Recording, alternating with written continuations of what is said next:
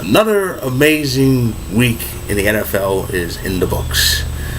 What a week it was. The main event of week 5, of course, was Packers and the Giants at Lambeau Field. And the Packers had a great defensive effort, as shocking as that is to say, against the Giants. It was a terrific game all around. Of course, Aaron Rodgers was his usual Aaron Rodgers self, throwing some terrific touchdown passes to Jordy Nelson and Davante Adams. But the story of that game was the defense. Now, this is a defense that I've basically maligned for the last 3 years.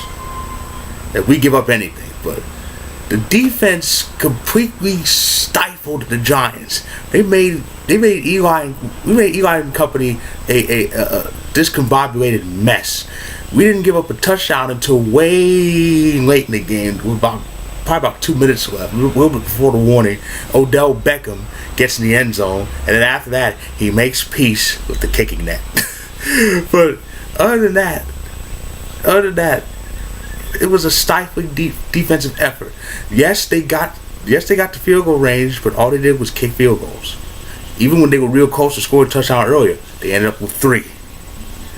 And that is always good to hold them to 3. Even if you only give up that's still gonna be good, especially if it's an ongoing thing. And that's exactly what happened with the Giants. They would get close to scoring, but end up kicking field goals. You can't win like that. So the Packers are 3-1 now, back-to-back wins. But we're still chasing the Vikings. The Vikings are the only undefeated team in the NFL. How could this happen? The Vikings are 5-0 after their latest win, and now they have a bye week. They have a bye week on week 6. You know who else has a bye week? The Buccaneers. The Buccaneers are coming off their last-second Monday night win over the Panthers. What is going on with the Panthers? They are 1-4. The defending NFC champions are 1-4.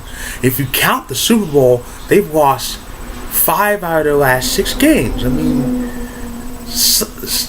they're not done. They're not done, but they're screwed. I mean, 1-4 in football is pretty much fatal. Even in Canadian football, where they play 18 games, 2 more than the NFL 16, even in Canada, 1-4 is fatal.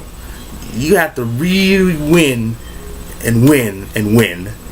just to get in the playoff race.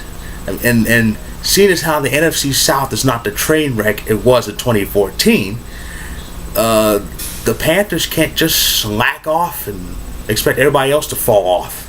They need to win some games and win them soon. Otherwise, they could be looking at being at the outside looking in by Christmas time. And especially since first place in the NFC South is 4-1. The Falcons are 4-1 after they beat Denver. They handed Denver their first loss. You know who else is 4-1? The Raiders. Oh man, could the Raiders actually win the AFC West?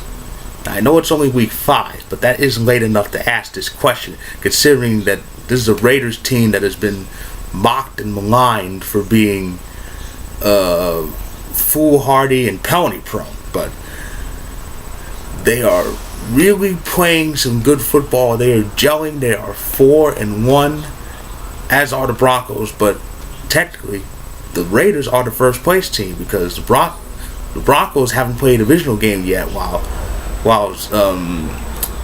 Oakland actually has a divisional win against the Chargers. And there's a lot of 4-1 teams. New England's 4-1. That's right. Brady was back. Brady came back against Cleveland, and like I said, he didn't have to. I mean, it's Cleveland. The Patriots could have easily picked up some fool from down the street over there in Foxborough, put a quarterback's jersey on him and put him out there, and they still blow out Cleveland. The Browns are terrible. they're 0-5, and they're 0-5, and I've started to think that record's too good for them. But yeah. So New England's 4-1. Pittsburgh is 4-1 and in first place in the AFC North because the Ravens lost their second straight game. They lost to Washington, so that knocked them off the pedestal. Pittsburgh will have to wait a while to get their first crack at the Ravens. Their first crack at the Baltimore Ravens comes on the first Sunday in November, so it's still about 3 weeks away from that. But Pittsburgh is enjoying being on top of the world. Well, the city's already on top of the world, but the city's already on top of the world, not just because of the Steelers, but that's another sport. But Houston without J.J. Watt, they're hanging in there. They are still leading that division, maybe because it's a mess. The Colts actually got a win, but even so, they're still behind Houston. I say Houston may end up winning this division even without J.J. Watt, who I consider the best defensive player in all of the NFL. And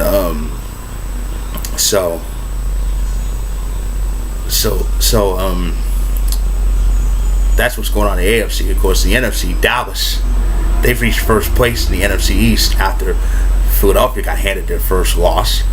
A loss to Detroit, by the way, after Carson Wentz finally threw his first interception of the season late in the game. That cinched it. And so yeah, Dallas is in first, and the Rams' winning streak came to an end as the Bills.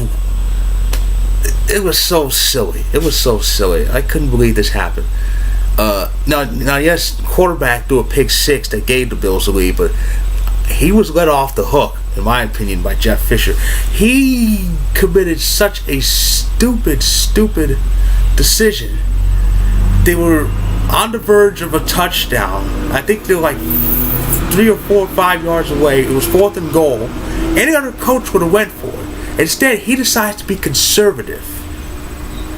And kick the field goal, relying on the defense to get a stop, which they did, so the offense could have a chance to take the lead. And while he passed up going for a game time touchdown, for some ungodly reason, with 4th and I forget whatever, in their own territory, he decides, let's have a fake punt. We all know how that worked out. I don't know what's was going through Jeff Fisher's mind in that game, to be honest.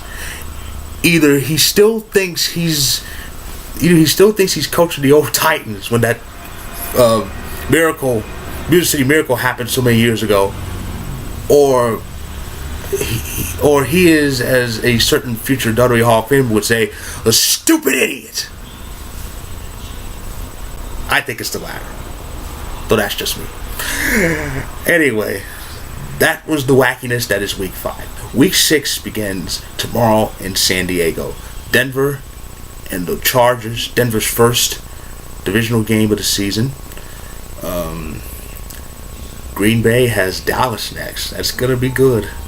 That's going to be very good, especially with both teams jockeying for position. Dallas wants to stay in first. We're trying to get close to the idle Vikings. The Sunday nighter is Houston-Indy. That's a very important game. I think that game could decide what the tone of the division. And of course, the Monday night game is Jets against the sputtering Cardinals. So that's what's coming up for Week 6. So with that I say, enjoy this football season. Oh, and one final note: hockey is back, baby! Woo! Good day to you.